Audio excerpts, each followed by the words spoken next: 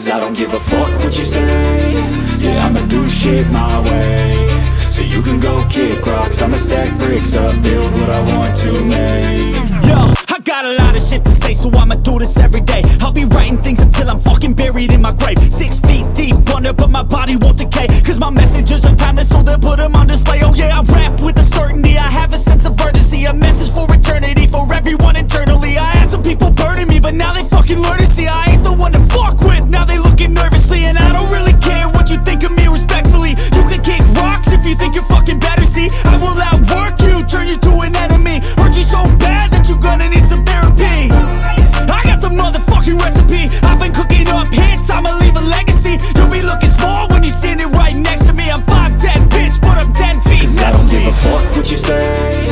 Yeah, I'ma do shit my way. So you can go kick rocks, I'ma stack bricks up, build what I want to make. Cause I don't give a fuck what you say. Yeah, I'ma do shit my way.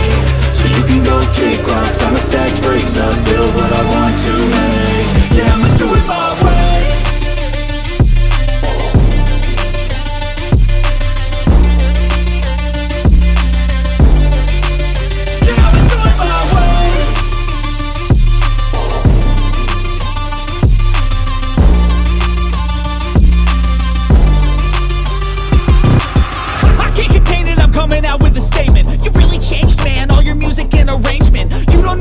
Shut your mouth, you can save it. I'm the same dude that got his come up from the basement. 100 songs, 100 weeks, didn't change it. Experiments, development, intelligence, and patience. I'll do it all again, cause I never feel complacent. Let's keep the good vibes, positivity's contagious. I'm never looking back, cause I made a life that's passionate. A college graduate suppressing all his talents, yeah. He found a way to go and change, become an advocate. For taking control of your life, go out and battle. And you think you have a dream, then act on it. Get after it, get out your head and fucking capture it. You got one life to master it.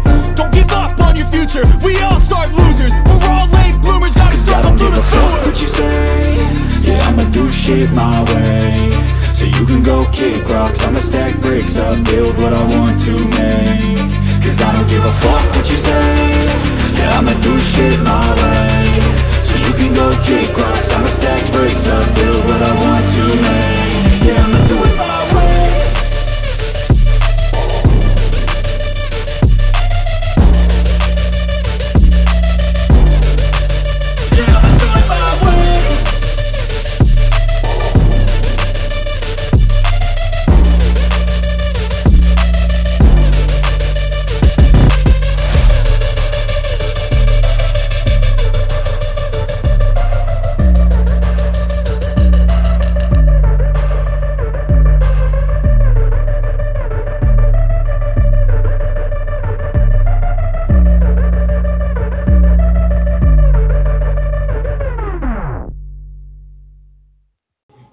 Comme l'un des lieux les plus hantés d'Angleterre. Yeah, baby.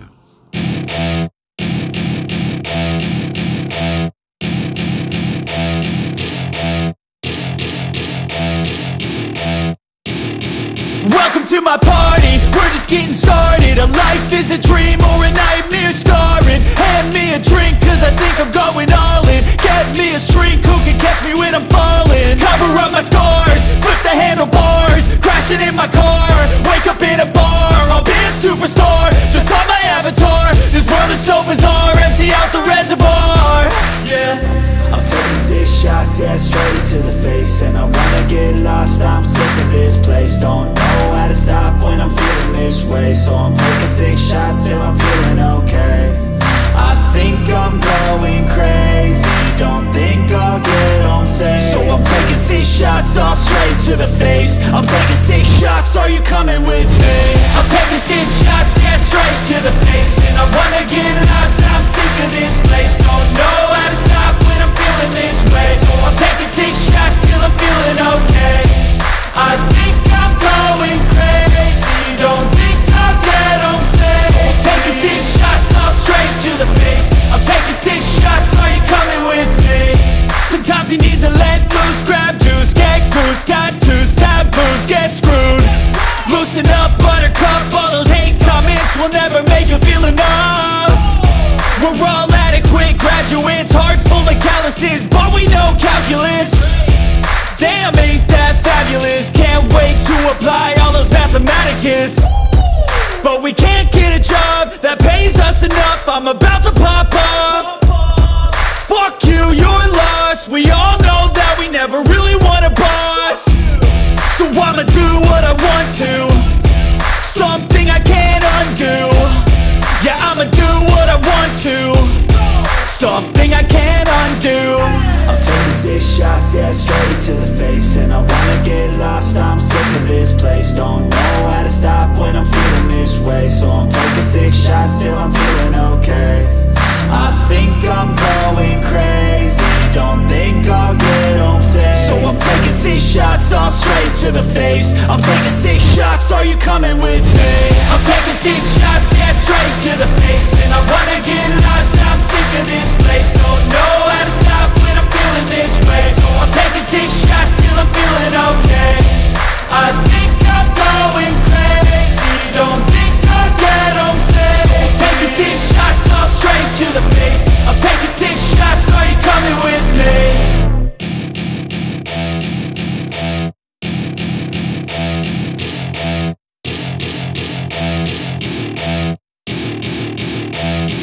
Histoire de fantôme, c'est bien joli, mais ça reste à prouver. La sinistre réputation du prieuré de Michelham est-elle fondée? L'enquête menée le 12 avril 2003 au sein de cet étrange domaine révélera-t-elle l'existence de phénomènes inexpliqués? Il faut avoir en tête que l'association qui est habitée à Michelham afin d'étudier la réalité de ces phénomènes paranormaux, c'est la plus ancienne d'Angleterre en la matière. Le Ghost Club a été fondé en 1862 et d'éminents membres ont fait partie de ce club. On peut citer par exemple Charles Dickens, mais aussi Arthur Conan Doyle, le père de Sherlock Holmes. L'objectif du Ghost Club, c'est d'établir des preuves matérielles non contestables d'une activité paranormale, mais ils n'hésitent pas non plus à faire appel à des médiums au cours de leurs interventions. Ce soir du 12 avril 2003, il va se passer plusieurs phénomènes assez troublants. Lors de leur visite, les enquêteurs vont être témoins de manifestations sonores plutôt curieuses. Ils évoquent des bruits de pas, des claquements de porte, mais surtout ils entendent des notes de clavecin provenant d'une pièce que l'on appelle la salle de musique. Dès le début de l'enquête, les membres du Ghost Club ont placé des capteurs de température partout dans le bâtiment principal. Quand ils vont vérifier la température de la salle de musique d'où provenaient les notes de clavecin, ils vont être très surpris. Cette salle a vu sa température chuter puisque de 17 degrés, elle est passée à 10 degrés. Ces chutes brutales de température font partie des indices qui attestent une activité paranormale. Dans cette salle de musique, les témoins constatent aussi une odeur assez désagréable, une odeur d'encens brûlé. Or, personne ne sait d'où elle provient. De son côté, la médium invitée par le Ghost Club, qui s'appelle Stacy Logan, va évoquer la présence dans l'escalier d'un esprit. Ah, Pour Un elle, c'est esprit. l'esprit d'une jeune femme qui s'appelle Rosie, qui porte un ruban bleu et des habits en lambeaux. Dans cet escalier, la médium parle aussi d'un fantôme, le fantôme d'une femme du nom de Mary Powell. Elle aurait été femme d'honneur ou femme de chambre. Alors c'est vrai, on est dans un endroit réputé hanté, c'est la nuit, et on peut dire sans exagérer que tout est réuni pour croire que les fantômes pourquoi tu me existent casses vraiment. les couilles? Tu pouvais pas l'appeler là? Sauf qu'objectivement, On me casse les hormis les couilles, chutes là. de température que tout le monde a ressenties, les résultats de l'enquête sont assez maigres. Les caméras installées un peu partout n'ont rien filmé qui puisse apporter une preuve concrète que des entités hantent cet endroit.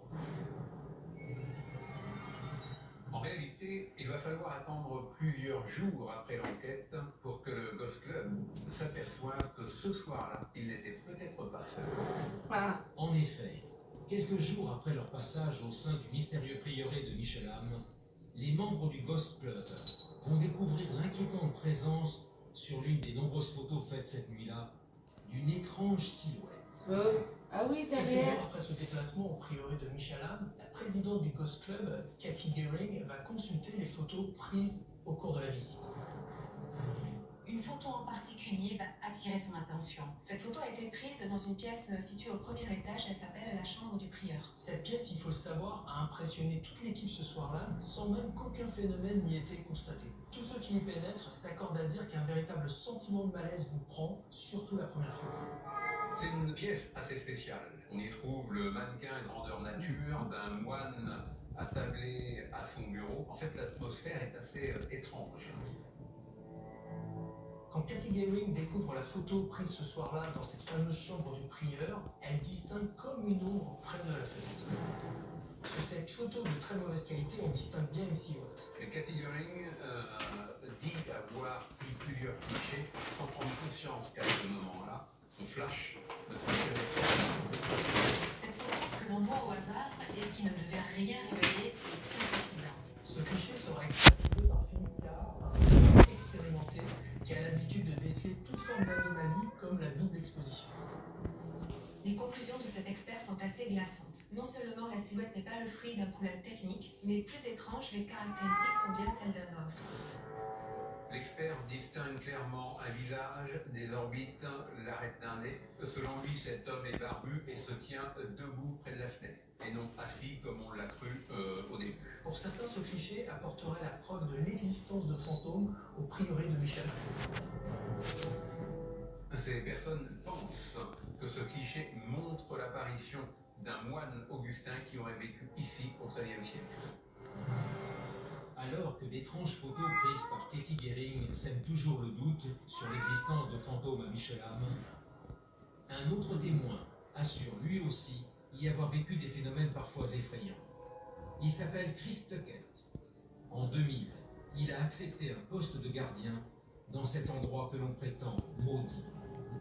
Chris Tuckett est un gars du coin et en 2000, il postule pour être le nouveau gardien du prieuré de Michelham. Si cet homme a été recruté, c'est en fait parce qu'il ne croit pas à toutes ces histoires de fantômes et ni d'ailleurs à toutes ces rumeurs qui courent autour du domaine.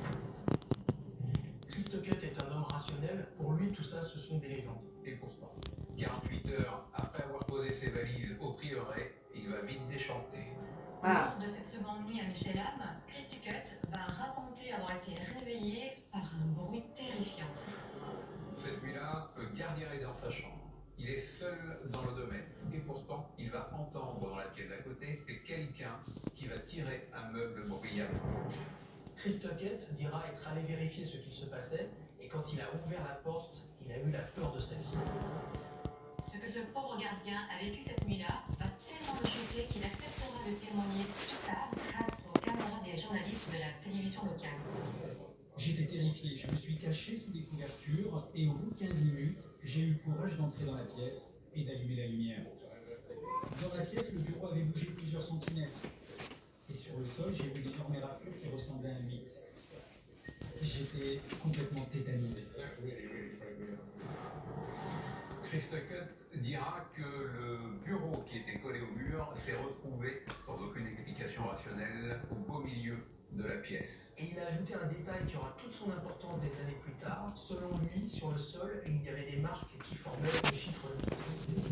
Il faut imaginer la tête de cet homme qui vit sur place, il est seul et les meubles se mettent en mouvement sans la moindre intervention humaine. Quelques semaines plus tard, le gardien Qu'est-ce qu'il fait, là? assisté à un autre phénomène. Et ce Je suis jour-là, en train de il est passé. m'abîmer mon sac, non? Chris Tuckett affirme avoir vu une silhouette avec des cheveux gris et vêtue d'un manteau rouge errer dans les couloirs du bâtiment. Il pense avoir halluciné, mais sa compagne qui l'a rejoint dira avoir vu la même chose. Ce soir-là, elle dort, elle est réveillée, et que voit-elle? Elle voit au-dessus d'elle cette silhouette qui flotte. Aïe aïe. Tandis que l'étrange témoignage de Chris Tuckett et de sa femme sème l'effroi dans toute l'Angleterre, une célèbre émission d'investigation paranormale va chercher à filmer les mystérieuses entités du prieuré de Michelham. Nous sommes à l'été 2001 et l'équipe de tournage n'oubliera jamais sa terrifiante expérience. Le témoignage de Chris Tuckett va attirer sur le domaine l'attention de beaucoup de médias. C'est ce qui explique qu'à l'été 2020, l'équipe de tournage d'une émission emblématique va débarquer dans le Sussex. Cette émission s'appelle Most Haunted, elle est présentée par Yvette Fielding, et l'idée étant de mettre en scène une véritable immersion au cœur de ce prieuré. Et pourquoi pas filmer d'éventuels phénomènes paranormaux. Sauf que si l'équipe espère bien exagérer un peu son expérience, rien ne va se passer comme prévu. Leur enquête, diffusée en 2002, a la particularité d'être la première d'une longue série de 300 sujets. A noter que cette émission est la première du genre. Sauf que celle-ci, l'équipe s'en souviendra toute sa vie.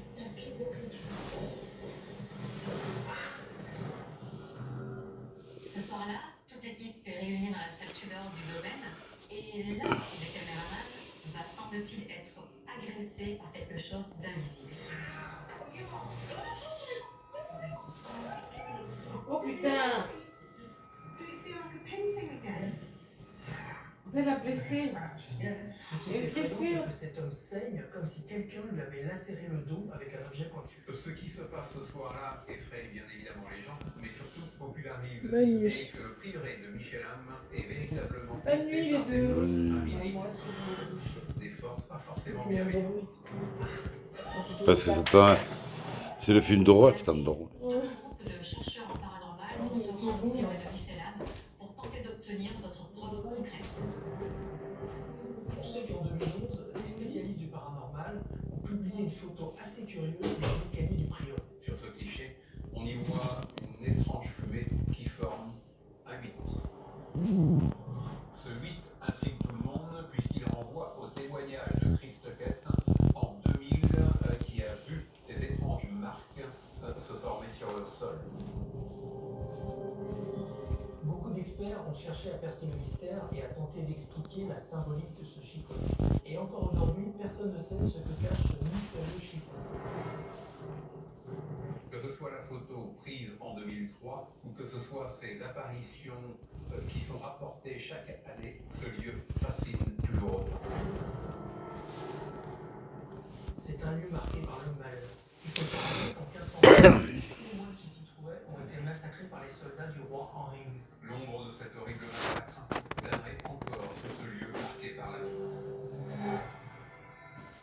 21 ans après les faits surnaturels dont il a été témoin, Chris Tuckett vit toujours dans l'étrange prieuré de Michel-Ham. Aujourd'hui responsable en chef de ce site historique, il dit continuer de cohabiter avec les étranges entités qui hantent cet ancien monastère.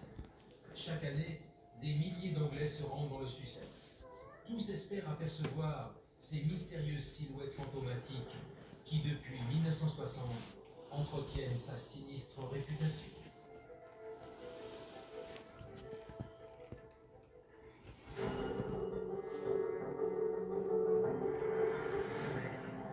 Il s'appelle Cullen Fierty et ce célèbre joueur de football américain va donner son nom à l'une des plus étranges affaires de disparition connues aux États-Unis. Au fait, mon réveil, moi. On a donc un footballeur américain de près de 2 mètres et 107 kilos qui est mort en plein cœur d'une forêt et personne n'est en mesure d'apporter une explication rationnelle. Dans le courant de l'année 2013, les policiers font face à une véritable énigme.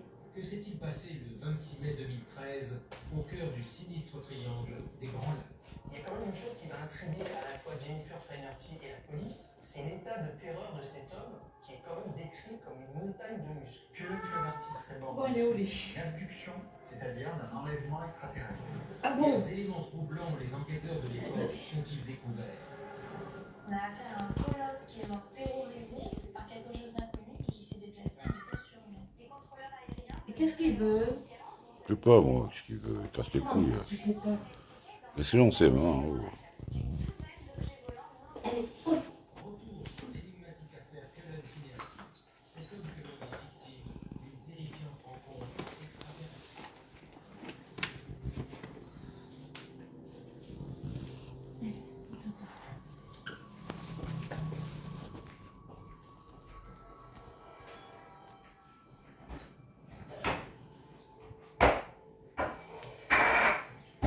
Allez au lit. Et toi, elle n'a pas mangé. Le 28 mai 2013, Elle n'a pas mangé. dans l'état de Michigan. Ce jour-là, Allez, Cullen au dos. Fierty, un célèbre joueur de football américain, est retrouvé sans vie au cœur de cette immense forêt. La disparition étrange de cet homme va donner lieu à l'une des plus mystérieuses affaires et connues au pays. On écrit que c'est une immense forêt située aux États-Unis. Elle se situe dans l'état de Michigan, au cœur du Grand Lac Elle est américain. jamais là pour l'entrée. Mais oui. Ce 28 mai, Non. il y a dans cette forêt, il y a des bénévoles, mais également des policiers qui ratissent la zone. Tous ces gens sont à la recherche de Cullen Flaherty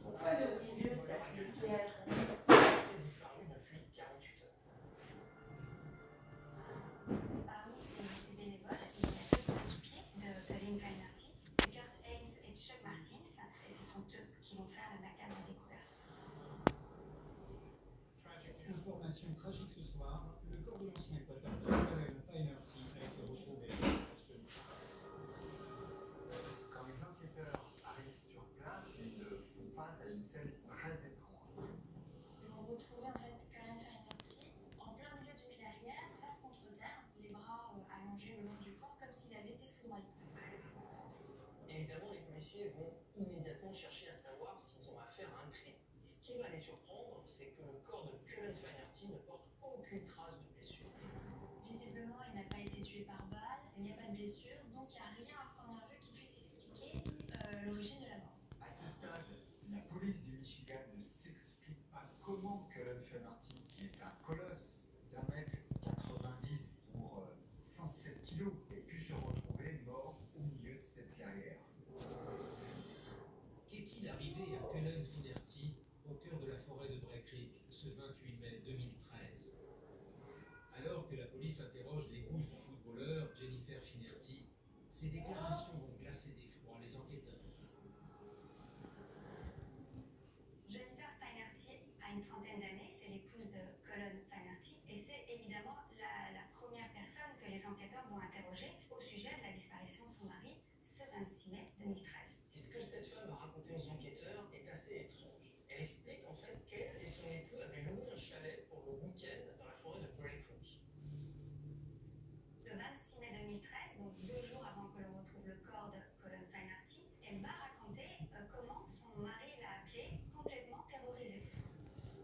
Les policiers découvrent que ce jour-là, Cullen Flaherty est parti seul vers 19 h à quelques kilomètres du chalet pour pêcher sur la baleine Weber. Et sa femme m'a raconté qu'à 21h27 précise, Cullen Flaherty l'a appelé depuis son bateau dans un état de panique totale. Il lui a dit qu'il était suivi depuis la berge par 2 silhouettes, des ombres qu'il n'arrive pas du tout à identifier et qui l'inquiètent. Jennifer Flaherty raconte qu'elle a clairement entendu son mari demander à ces 2 silhouettes ce qu'elle lui voulait. Elle précise qu'elle entendait son mari vraiment au dernier degré de la panique.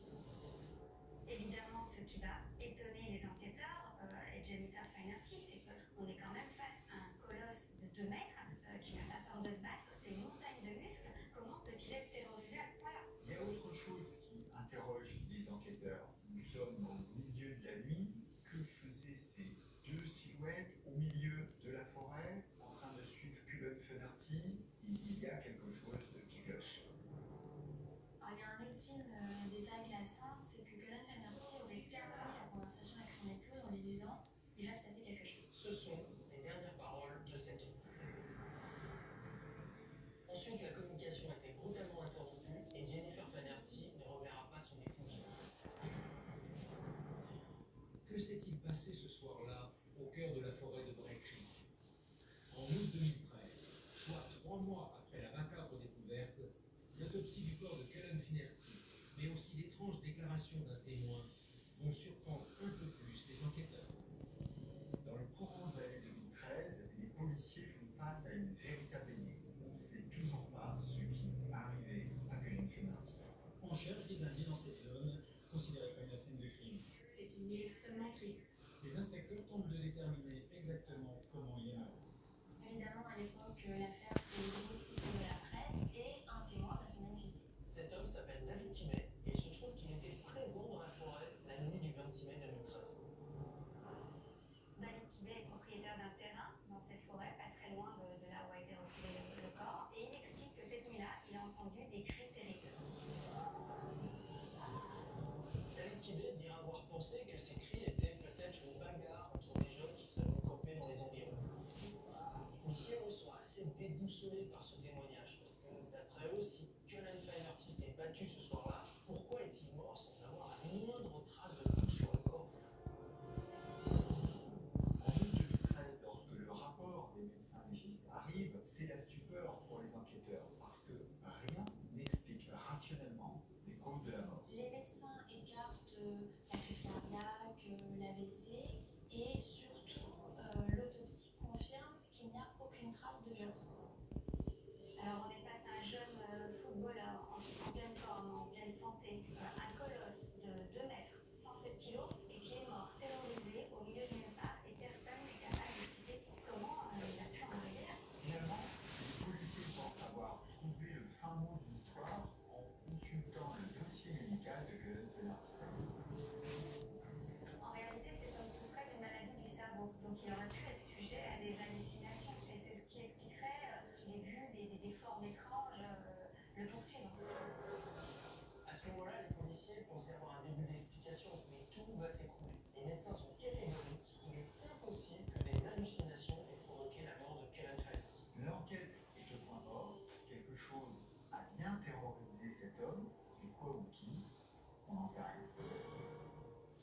Pour la police de County Lake, les circonstances de la mort de Cullen Finnerty restent une énigme.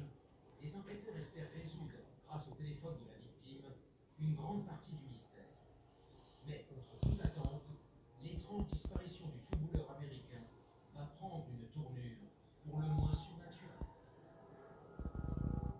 Les enquêteurs disposent d'un élément important qui pourrait les aider à faire avancer l'enquête, c'est le téléphone portable de Cullen Finnerty. Les policiers vont analyser les données du téléphone portable et ce qu'ils vont découvrir va les sidérer. Le bornage montre que Cullen Finnerty s'est déplacé ce soir-là sur plusieurs kilomètres. Mais ce qui est assez incroyable, c'est qu'on a la sensation qu'il s'est déplacé à une vitesse surhumaine. Les enquêteurs ont pu établir que son portable a borné le soir de sa disparition à 2 endroits espacés de plusieurs dizaines de kilomètres. Et là où ils sont vraiment surpris, c'est que Cullen Finnerty aurait parcouru cette distance en seulement 30 minutes. Ça signifie que Cullen Finnerty, qui n'avait pas de véhicule, je rappelle que c'est un ami qui l'a emmené au bord de la rivière, bien ce soir-là, il s'est déplacé en pleine forêt à la vitesse de 50 km/h. C'est totalement impossible. Pour les enquêteurs, sauf à se déplacer dans les airs, personne ne peut expliquer comment Cullen Finnerty a pu se déplacer aussi vite en si peu de temps. Le cas de Cullen Finnerty dépasse l'imagination. On a affaire à un colosse qui est mort terrorisé par quelque chose d'inconnu et qui s'est déplacé à une vitesse surhumaine. Donc tous ces éléments ajoutés les uns et les autres vont contribuer à développer des théories totalement folles et même paranormales. Alors il faut savoir en fait que l'endroit où est mort Cullen Finnerty intrigue depuis très longtemps.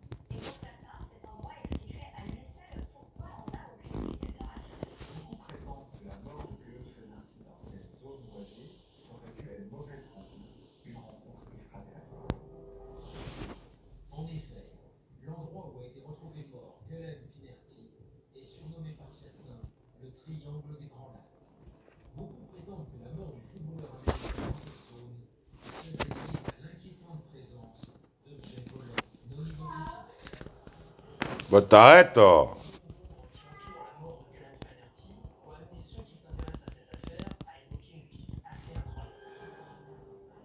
Cullen Finnerty serait mort des suites d'une abduction, c'est-à-dire d'un enlèvement extraterrestre. Pour les tenants de la théorie ovni, si cet homme a pu parcourir 50 km en 30 minutes sans véhicule et en pleine forêt, c'est qu'il a été enlevé et qu'il s'est déplacé dans les airs. Il y a quand même quelque chose qui intrigue dans cette histoire, c'est ces fameuses silhouettes qui l'auraient suivi le soir du 26 mai 2013. Si Cullen Finnerty avait été victime d'une agression classique, pourquoi est-ce qu'on ne retrouve aucune trace de blessure sur son corps? Là, on peut se poser la question. Pour certains, le footballeur se serait tout simplement retrouvé au mauvais endroit, au mauvais moment. Et ces silhouettes qui vont terrifier cette nuit-là seraient, selon certains, les occupants de vaisseaux extraterrestres dont on raconte qu'ils seraient nombreux dans cette zone. Cullen Finnerty aurait été victime, selon les ufologues, les spécialistes des ovnis, de ce qu'on appelle les triangles noirs.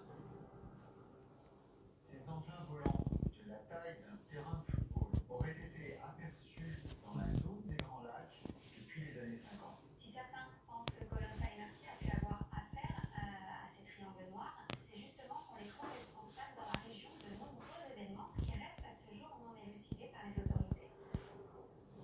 Que se passe-t-il vraiment dans la mystérieuse zone des Grands Lacs?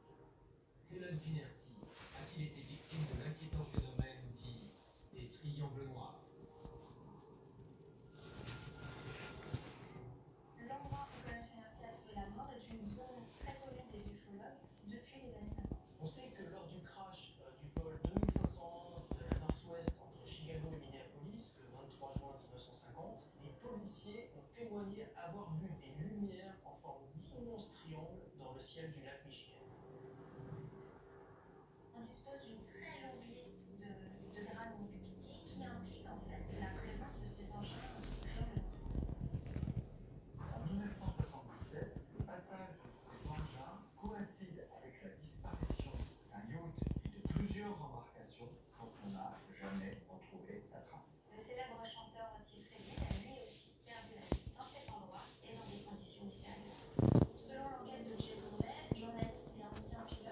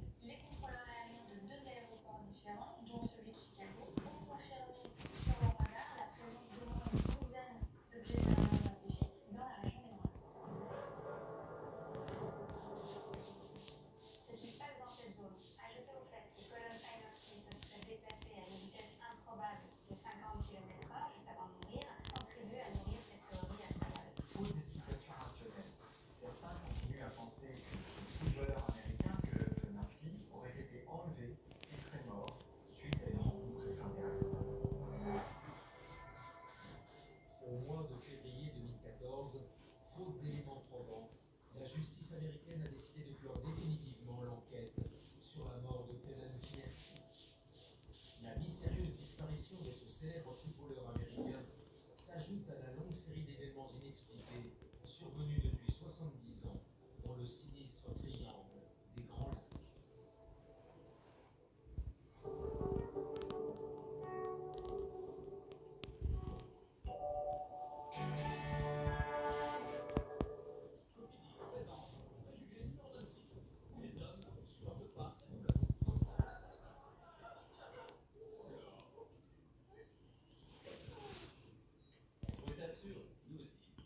Ce qui est loin d'être absurde, c'est une mensualité de 150 € pour un prêt de 8 000 €. Quelle est la différence?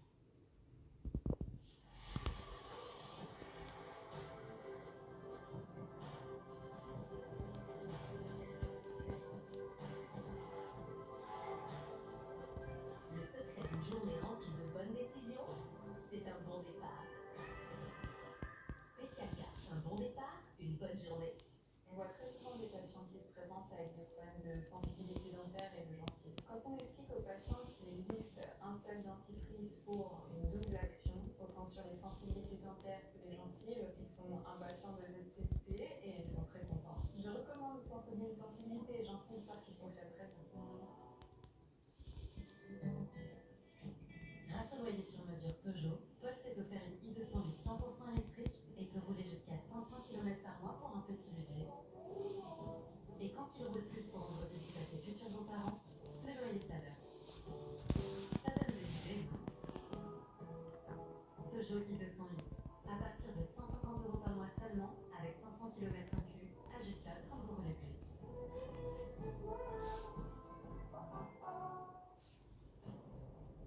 Jacob, tu peux pas déclencher une guerre de territoire.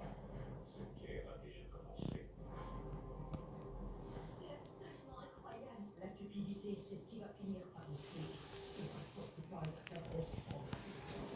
1923, la nouvelle série exclusivement sur Paramount+. Et voilà, depuis que mamie a choisi les mêmes lunettes que maman, papa l'a raté. Tu as vraiment de ça. Ça fait plaisir à mamie. Et voilà, beaucoup moins à maman. Venez découvrir nos lunettes Oneo 100% françaises pour 29,90 € par mois maximum chez Nous gérons toute liberté grâce à la technologie adaptative proposée avec panneaux plus sensitifs et plus sensibles.